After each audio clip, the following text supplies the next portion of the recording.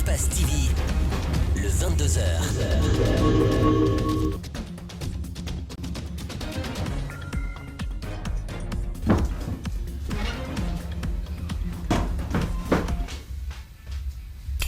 Mesdames et messieurs, bonsoir, merci de nous préférer. Bienvenue dans cette édition d'information dont voici les principales articulations. Aboubakar Diallo, alias Grenade, était ce vendredi à la barre dans la salle d'audience de la cour d'appel de Conakry, accusé pour tentative de meurtre et de détention illégale d'armes de guerre. Ses avocats ont plaidé non coupable des faits qui lui sont reprochés. En plus de la pandémie du Covid-19, la Guinée traverse depuis quelques jours une seconde crise sanitaire due à la résurgence de la fièvre hémorragique à virus Ebola. Malgré le risque, le respect des gestes barrières semble être relâché par les citoyens. Une situation préoccupante selon les spécialistes de la santé. C'est tout pour les titres de développement dans un court instant. Pour une fois encore, bonsoir. Merci de nous rejoindre dans cette édition d'information. Si c'est maintenant, vous installez devant votre lucarne joyeuse, $1 million américains, c'est ce qu'a bénéficié ce vendredi une centaine de petites et moyennes entreprises agricoles. C'est le projet de développement agricole intégré de Guinée qui a apporté ce soutien. L'objectif est d'atténuer les effets de la pandémie du coronavirus sur le secteur agricole. Cette initiative de la PIP est financée par la Banque mondiale. La cérémonie officielle a été présidée par le président Alpha Condé et a connu la présence de plusieurs personnalités du secteur privé. Mohamed Valek Touré, Ibrahima Souri Kamara étaient de la partie. Suivez leur compte rendu. Elles sont une centaine de PME agricoles qui bénéficient de l'accompagnement de ce projet de développement agricole intégré de Guinée. Près de 9 milliards de francs guinéens, le montant s'inscrit dans le cadre d'une initiative de soutien aux agriculteurs impactés par la Covid. Ce projet exécuté par l'Agence de la promotion des investissements privés APIP sous financement de la Banque mondiale. Je veux remercier cette équipe de la PIP, comme je l'ai dit, et le PEDEC, qui sont allés à Kankan, à Zérekoré, dans un contexte extrêmement difficile pour évaluer chacun de ces promoteurs. Dans la poursuite de la mise en œuvre de ce plan, le PEDEC et l'Agence de la promotion des investissements publics en abrégé APIP ont organisé une compétition de business plan pour accompagner au moins 100 projets de relance ou de renforcement de la résilience dans les chaînes de valeur agricoles. Ce projet d'appui aux entreprises pour la relance du secteur agricole a été lancé le 10 juillet 2020 avec la sélection et l'accompagnement des 100 PME et micro-PME évoluant dans les 5 chaînes de valeur, à savoir la filière riz, maïs, pommes de terre ainsi que les volailles. Je voudrais féliciter Son Excellence, Monsieur le Président de la République, pour son leadership et surtout sa vision assez singulière de faire de l'agriculture l'un des moteurs les plus significatifs pour la croissance socio-économique de la Guinée. La première phase du projet a démarré avec la réception de 584 projets soumis par les porteurs de projets dans l'agrobusiness. À l'issue de la présélection, 270 projets ont été sélectionnés par l'examen des jurys. Après délibération, 100 premiers projets, dont 32 femmes, 48 jeunes, sont retenus. Les lauréats du projet ont chacun reçu un prix. Ce prix va nous permettre de réaliser en très grande partie, les objectifs qu'on s'est fixés. D'abord, de se faire connaître dans tout Conakry, ensuite à l'intérieur du pays et puis à l'échelle internationale.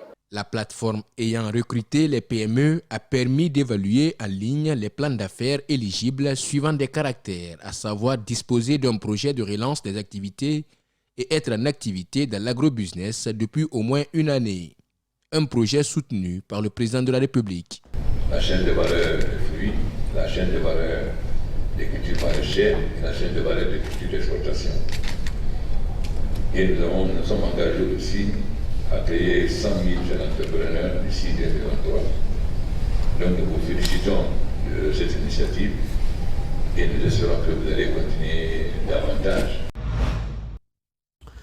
La Guinée traverse une crise sanitaire liée à 2 cas de maladies majeures. Il s'agit de la pandémie de Covid-19 et l'épidémie d'Ebola dans le pays qui a refait surface en Guinée forestière il y a juste quelques jours. Malgré le risque, le respect des gestes barrières n'est pas totalement une réalité et une situation préoccupante selon les spécialistes de la santé.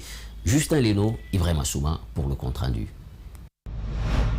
Dans les marchés, points d'embarquement et autres lieux publics de Conakry, seuls quelques rares kits de lavage des mains restent visibles, parfois même au contenu vide. Chez les citoyens, l'on ne semble pas être préoccupé par la présence de ces 2 virus. Chacun est préoccupé que par le quotidien. Parce que le Guinée est un peu difficile. Mais je pense que bien si la police et vraiment la gendarmerie sont mises en action, les populations vont obligatoirement porter vraiment les bavettes. Pourtant, le Covid-19 est toujours présent dans le pays et la fièvre hémorragique à virus Ebola vient s'y ajouter. Cette autre épidémie qui a refait surface a déjà fait des victimes en 2013. Ceux qui ont perdu des proches dans cette première apparition se souviennent encore. Ebola, ce qui a fait à nos parents, vraiment, ça nous a beaucoup sauvés. Et quand on entend encore que ça a déjà revenu, c'est qu'on ne sait pas où on aille. 2 maladies à haut risque devant une population pas suffisamment préparée. Honorable Ben Youssouf Keïta, ancien président de la commission santé à l'Assemblée nationale, opte pour la sensibilisation. Et Ebola sont tous des virus. Mais le virus Ebola est plus agressif, plus dangereux, plus mortel que le coronavirus. Si le coronavirus, vous le contactez dans l'air, parce que quelqu'un tousse à côté de vous, et puis les postillons vous parviennent soit dans les yeux, dans le nez, dans la bouche ou dans les oreilles, vous avez coronavirus Covid-19. Alors Ebola, ce n'est pas ça. Ebola, c'est à travers l'eau sale, à travers les excréments, à travers les vomissures, à travers même la sueur, à travers les habits de celui qui est déjà atteint de cela. La Guinée a enregistré son premier cas de Covid-19 au mois de mars 2020. La lutte continue pour son éradication. Pour le virus Ebola qui refait surface, 20 000 doses de vaccins pourraient être disponibles dès ce week-end, selon l'Agence nationale de sécurité sanitaire. Puisqu'on parle surtout de Ebola, on va rester toujours dans le même cadre. Dans une conférence de presse qu'il a animée cette semaine à Conakry, le directeur général de l'ANSS a donné des précisions sur des rumeurs qui créent l'amalgame sur les réseaux sociaux. Dr Sakoba qui a profité de cette rencontre pour donner des détails sur les dispositions prises par son service pour indiquer la propagation du virus Ebola. Fatoumata Bintabari et Djibril Kabak Kamara pour les explications. La maladie à virus Ebola étant un sujet d'actualité dans le pays, l'intox fuse de partout sur les réseaux sociaux. Une situation qui pourrait créer la psychose chez bon nombre de citoyens. Pour y remédier, le directeur général de l'Agence nationale de sécurité sanitaire a apporté une réponse par rapport aux produits périmés qu'on aurait retrouvés. Pour lui, ceci était prévu pour un essai. Tout produit pharmaceutique, comme nous, on a une durée de vie. Tout médicament a une durée de vie. L'homme a une durée de vie. Un produit pharmaceutique, sa durée de vie, généralement, ne dépasse pas les 3 ans. Donc, vous devez comprendre, si les produits-là sont venus depuis 2017, et 2017 maintenant, le produit doit être périmé. Concernant le décès de l'infirmière à Gouéké, Dr Sakoba Keita donne des précisions. Il y avait un autre diagnostic de cette femme qui était suivi par les médecins. Elle avait un problème gynécologique qui était connu. Donc, certains médecins avaient déjà classé ce dossier comme la mort est due à son problème gynécologique. Maintenant, comme Ebola est venu, on veut le déclassifier pour le mettre au compte de Ebola. Donc, c'est les épidémiologistes qui doivent décanter cela. Et après la décantation, ce cas-là n'est pas aujourd'hui considéré comme un cas index. Pour permettre de limiter la propagation de la maladie, le directeur général de l'ANSS exhorte les citoyens à opter pour l'autoconfinement et à respecter les mesures de prévention. Restons avec cette autre actualité qui défraie maintenant la chronique en Guinée. 3 présumés trafiquants de cocaïne ont été interpellés à l'aéroport de Conakry, détenaient près de 3 kg de cocaïne. C'est la section de la gendarmerie du transport aérien qui les a arrêtés et mis à la disposition des services compétents. Il s'agit de 2 Guinéens et un Sénégalais, Mamadou Kalisso, Alseni Camara, pour plus de précision.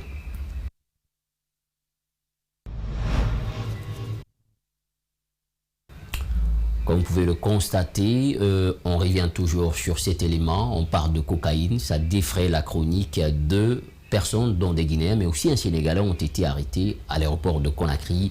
Ils transportaient de la cocaïne, on parle de près de 3 kg. Nos reporters étaient de la partie. Mamadou Kalisso, si la régie est prête. Le trafic s'organisait entre Paris et Conakry via une société de transport de bagages appartenant à Djoubaté qui réside à Paris. C'est son représentant à Conakry, Camara, qui aurait remis la valise qui contiendrait les 2,7 kg de cocaïne au Sénégalais Diaby pour qu'il l'expédie à Paris. Trouvant la valise suspecte, il décide de l'inspecter. Je suis levé la valise, elle pèse lourd. J'ai dit, mais attends, il y a quelque chose à l'intérieur, il y a un colis. J'ai ouvert la valise, il n'y a pas de colis. J'ai touché le fond, j'ai vu, il y a quelque chose à l'intérieur. C'est moi-même qui ai ouvert la valise, c'est moi qui ai tout déchiré. Et je prenais les photos que j'ai présentées à la gendarmerie avec les vidéos, comme quoi il y avait la poudre blanche. La poudre blanche a été déposée à la gendarmerie. Après vérification, il s'est avéré qu'il s'agissait de la cocaïne, explique le chargé de communication adjoint de la gendarmerie nationale. Sur insistance donc des enquêteurs, le sieur Diaby a rapporté de chez lui 8 sachets qui selon lui seraient de la poudre blanche, mais qui en réalité étaient des cristaux blancs.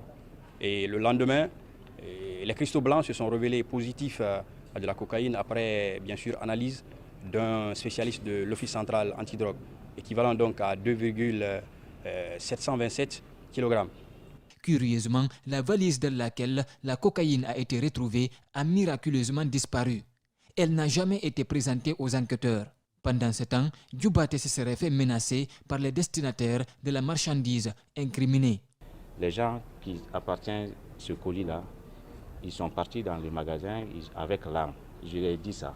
Je lui ai dit, Gabi, cherchons une solution pour qu'on vienne chercher M. Camara. Soit on part à la gendarmerie pour qu'ils cherchent les gens qui leur ont donné ça. Les 3 présumés narcotrafiquants et les pièces à conviction ont été déférés devant le procureur du TPI de Mafanko qui décidera de leur sort à la faveur d'un procès. Les membres de la Fondation Espoir Guinée étaient ce mardi à la direction de la santé de la ville de Conakry. Objectif, présenter le résultat du projet de prévention transmission mère-enfant du VIH-Sida. C'était en présence des responsables des centres de santé, des partenaires techniques et financiers qui ont apporté leur amendement aux résultats présentés. Mariam Foudi Camara, Ibrahim Souri Camara pour le compte-rendu. La Fondation Espoir Guinée est une association des personnes infectées et affectées par le VIH-Sida. Elle pilote le projet prévention, transmission mère et enfant du VIH-Sida.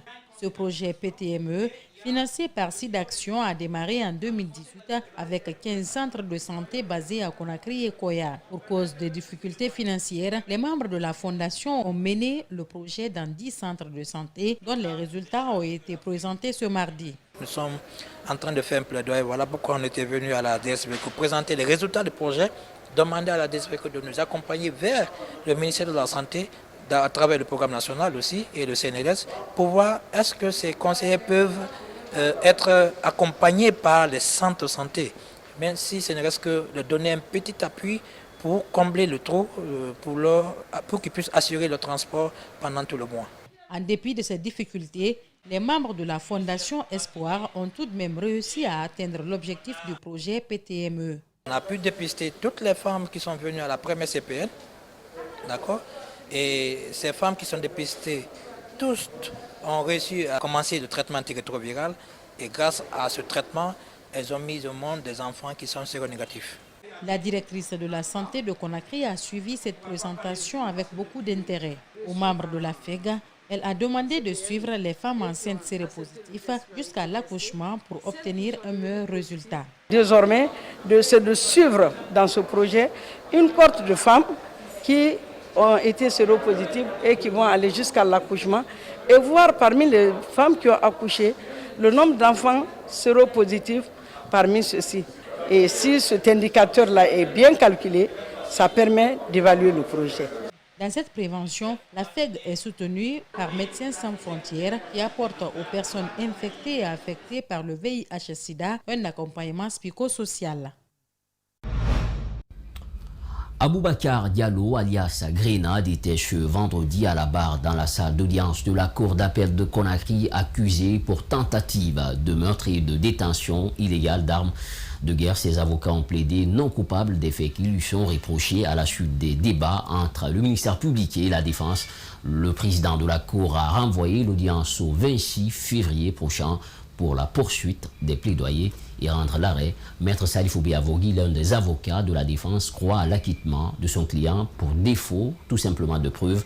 Il est au micro de Malik Sandiana Kamara et Abdoulaye Kamara.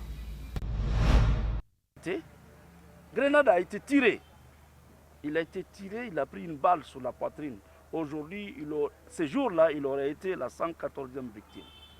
Mais heureusement pour lui, il a été vite récupéré, il a subi un traitement ici et à Dakar. Finalement, il a eu la vie sauve. Donc au lieu que c'est lui qui porta plainte contre ces gendarmes, contre les personnes qui ont tenté de le tuer, c'est lui qui a été récupéré. C'est contre lui qu'on a déposé plainte pour dire que ces gendarmes qui étaient postés là-bas ces jours-là l'avaient vu et il avait tenté de tirer sur eux. Nous avons dit d'accord, c'est une accusation, il faut des preuves. Dans ce cas, que ces gendarmes-là viennent apporter leur témoignage. Au cabinet d'instruction, impossible. Devant la juridiction de jugement, TPI de Dixine, impossible. Ici à la cour d'appel, devant la chambre criminelle, impossible. Ces gendarmes ne sont jamais venus. Il n'y a jamais eu de preuve. Conséquence, cette infraction aussi ne peut pas être retenue contre ce jeune-là, parce que ceux-là qui l'ont accusé, qui ont dit qu'ils le connaissent, qu'il a tenté de leur donner la mort, ne se sont jamais manifestés. Et nous l'avons demandé. Ce n'est pas à nous de rapporter la preuve de sa culpabilité, c'est au ministère public. Donc ce dossier, en somme, c'est un dossier qui est vide, qui a été monté de toutes pièces. Le président de la NGP est arrivé ce vendredi à Conakry après une mission de plusieurs jours hors du pays, accueilli par une foule en liesse et plusieurs dizaines de ses militants. Badra Koné s'est réjoui de cet accueil et a rassuré ses militants que désormais la NGP reste une indivisible car la justice a tranché. Le jeudi dernier, par ailleurs, il réfute tout dialogue avec le gouvernement car selon lui, il reste dans l'esprit du Front National pour la défense de la Constitution. On l'écoute au micro d'Alcini Bari et Ibrahima Souri Soma.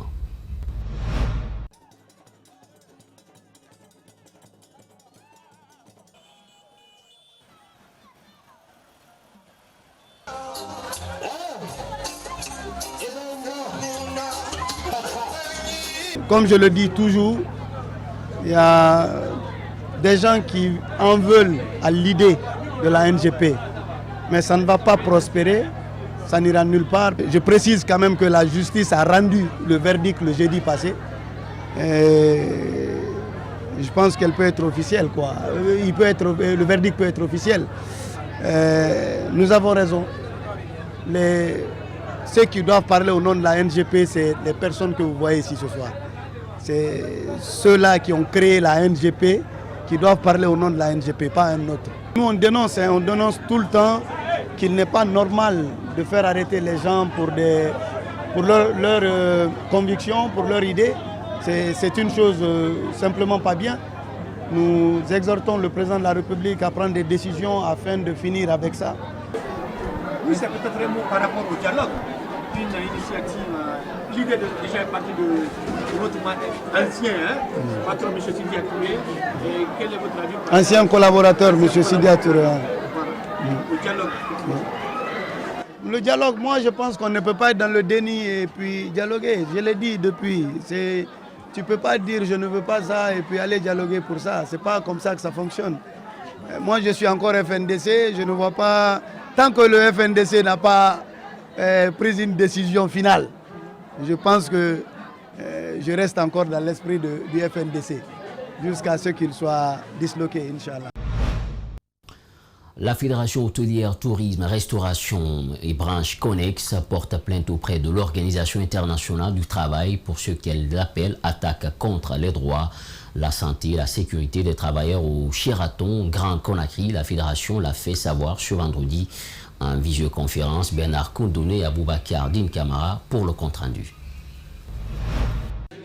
La plainte vise les responsables de l'hôtel Le Grand Sheraton de Conakry auprès de l'Organisation internationale du travail. Ces syndicalistes regroupés en poule réclament justice pour les 2 syndicalistes licenciés arbitrairement selon eux par les responsables de l'hôtel. Cette visioconférence de presse avec les syndicalistes à l'international consiste donc à mobiliser les forces pour soutenir ces travailleurs. Nous avons passé par tous les moyens possibles et légaux au niveau national et international. Nous voyons que ça n'a pas eu de suite favorable pour nos camarades syndicalistes licenciés au Grand Sheraton Conakry. Et nous nous sommes dit qu'il faudrait maintenant passer encore à la vitesse supérieure parce que c'est illégal de licencier ces travailleurs parce que leur motif de licenciement n'est pas fondé. Ces syndicalistes disent avoir mené plusieurs démarches sans succès auprès de l'inspection générale du travail qui aurait donné l'autorisation à l'hôtel de licencier leurs collègues. Des démarches juridiques ont aussi été menées sans suite, ce qui a motivé la saisie des institutions internationales pour leur implication dans le dossier. Les démarches ont été effectuées même au niveau du cabinet du Premier ministre et malheureusement ces démarches n'ont rien donné.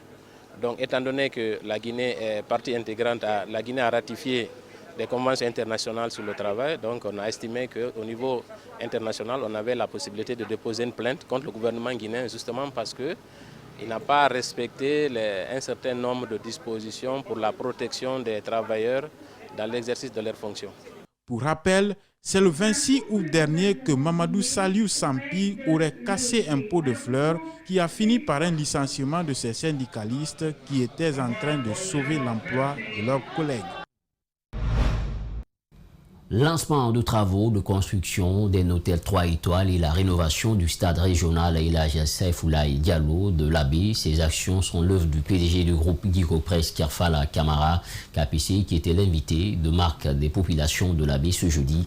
La visite a mobilisé les autorités de la ville, la jeunesse ainsi que les familles sportives de l'Abbé, potentiels bénéficiaires. D'autres chantiers, comme l'université de l'Abbé, ont également été visités par la mission du patron de Guico Presse, Alpha Ousmane Ba, Kerno Sadouba, pour plus de détails.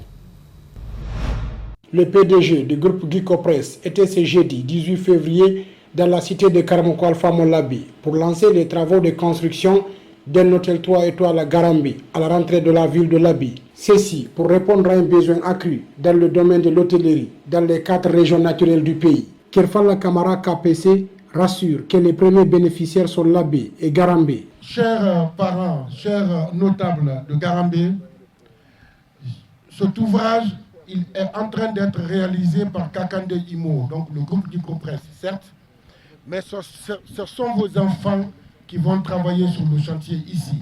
Ce sont vos enfants qui vont être formés et qui vont travailler sur ce chantier.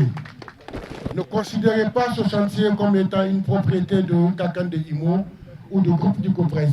Dans les détails, l'entreprise décrit un gigantesque complexe hôtelier qui sortira des terres dans les prochains mois où tout est prévu. Donc, il s'agit d'un hôtel de R+3 étages, d'une surface construite totale de 6000 m², qui est composé de 90 chambres de plusieurs types. Il y a des chambres simples, des chambres doubles, des suites juniors et des suites exécutives.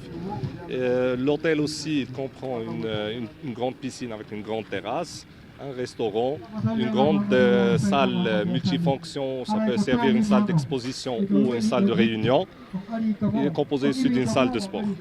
La mission de KPC n'y était pas seulement pour lancer la construction de l'hôtel, mais s'enquérir également de l'état d'avancement des travaux de rénovation du stade régional El Hadji Saifoulaye Diallo de l'Abbé et procéder à la pose du gazon synthétique. Initiative de la Fondation KPC pour l'humanitaire. Réjoui du geste, la famille sportive de l'Abbé a posé une autre doléance validée sur place. Si nous avons des vestiaires, nous avons une pelouse synthétique, nous avons des latrines et une clôture bien faite, S'il n'y a pas d'eau, ça nous causera des problèmes. Nous posons une doléance à votre niveau pour qu'il y ait un forage dans l'enceinte de ce stade. Les doléances de la famille sportive de l'AB étaient déjà dans notre programme avant qu'elles ne soient exprimées par elle.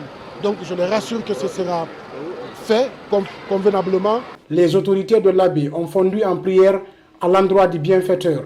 Et les mots à l'endroit des bénéficiaires, c'est l'entretien soigneux des efforts de l'investissement. Vu ces efforts immenses de la part de ce bienfaiteur qu'est M. Kerfala Kamara KPC, de prendre soin, comme la prunelle de leurs yeux, le terrain qui sera mis à leur disposition. La mission a pris fin par la visite des chantiers de l'université de l'Abi, située dans la commune rurale de Afia, à 22 km du centre urbain. Le personnel de Rotaract Conakry a visité ce vendredi les locaux du groupe Adafo Média. Objectif à s'entretenir avec la direction, mais aussi le personnel du groupe. Selon les responsables du club, Adafo Média est une entreprise de presse qui prône l'excellence dans le paysage médiatique guinéen. Un projet de partenariat est donc en vue entre ces deux structures. Une initiative qui réjouit le directeur des ressources humaines. Reportage Marissa Camara, Lamine Silla. Très tôt ce matin, le Rotary Club est arrivé dans les locaux d'Adafo Média avec le directeur des ressources humaines. Ils ont visité l'ensemble des installations du groupe depuis la direction des ressources humaines, les rédactions, les studios jusqu'au plateau. Au sein du Rotaract, nous avons un mois dédié à l'action professionnelle. Donc nous avons jugé nécessaire d'offrir l'opportunité à nos membres de venir visiter les locaux de Adafo Média. Nous savons que Adafo Média est un média leader dans le cercle médiatique en Guinée. Cette visite guidée dans les locaux d'Adafo Média a aussi permis d'exprimer les ambitions d'un partenariat avec Adafo. C'est vrai qu'il y a beaucoup de radios en Guinée, mais on s'est dit de choisir Adafo pour vraiment montrer ce qu'ils font aux autres. C'est un plaisir d'être là. On attend d'Adafo de nous montrer toute la magie de la radio, de la télé.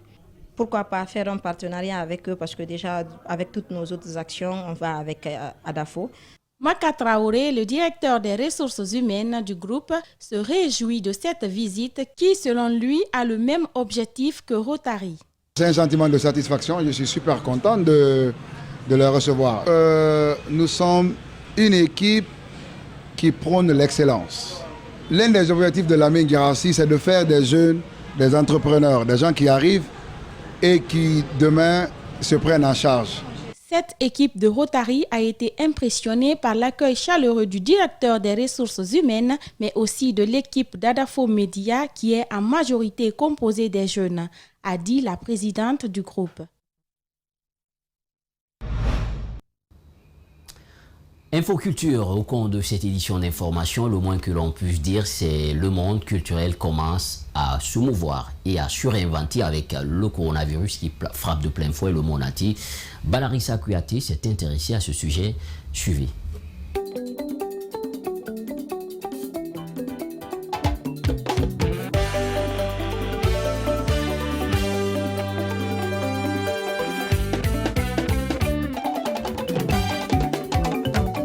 Bonsoir à tous et merci de suivre avec nous l'actualité culturelle. Les événements s'annoncent rudement sur Conakry. Sista Lessa, elle vous donne rendez-vous le 14 mars pour la sortie de son album Parce que je suis une femme. La sortie est prévue à partir de 14 h. Les entrées sont déjà fixées. Le balcon à 25 000 francs guinéens, le parterre à 35 000 francs guinéens et le VIP à 50 000 francs guinéens. Ne vous faites pas compter l'événement. Plusieurs artistes de la musique urbaine sont annoncés au Palais du Peuple le jour de la sortie de cet album.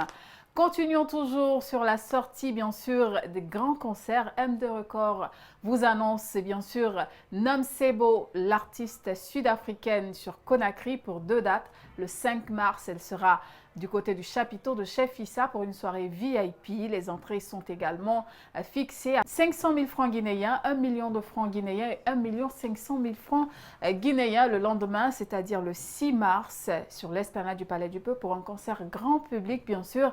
Elle vous annonce toutes les couleurs à travers la sortie, bien sûr, gigantesque de ce titre interplanétaire. Elle vous donne rendez-vous pour Conakry et en guest star, vous aurez bien sûr les banlieusards Mousto Camara, Ansti Crazy. L'entrée est fixée à 25 000 francs guinéens seulement. Le 26 mars, la grande dame, la grande voix, Kefindoussou, elle vous donne rendez-vous le 26 mars au Palais du Peuple à partir de 18 h pour la sortie de son album Haut Niveau, un album tant attendu. Les entrées sont fixées à 50 000 francs guinéens le balcon, 75 000 francs plus CD le parterre, 150 000 francs guinéens le VIP plus CD. Ne vous faites pas compter cet événement, elle vous annonce de grandes surprises.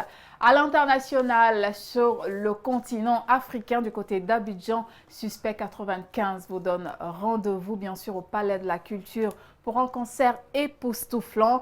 Et ça sera le 27 mars au Palais de la Culture.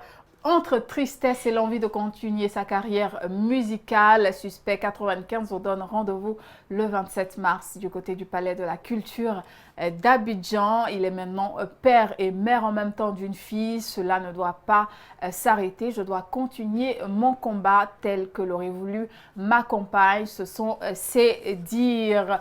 Ailleurs dans le monde, la 46e cérémonie des Césars se tiendra bien sûr le 12 mars 2021 à l'Olympia de Paris et non à la salle Playel où elle a l'habitude de se tenir. La cérémonie qui réunit tous les acteurs du cinéma français. Et bien sûr, cette année, la cérémonie récompensera les meilleurs films sortis en 2020. Ne ratez pas cet événement parce que ça se tiendra également en direct sur les chaînes Canal+. Portez-vous bien, c'était tout pour l'actualité culturelle. Vous l'avez compris, c'était Balarissa Kouyaté qui survolait l'actualité culturelle ici en Guinée, mais aussi sur le plan international. Ces rubriques viennent mettre fin à cette édition d'information au niveau de la régie avec Lamine Sidibé. On n'oublie pas Foti également qui était avec nous ce soir. Portez-vous bien, où que vous soyez. Surtout, restez avec Espace TV car le meilleur reste à venir. Au revoir.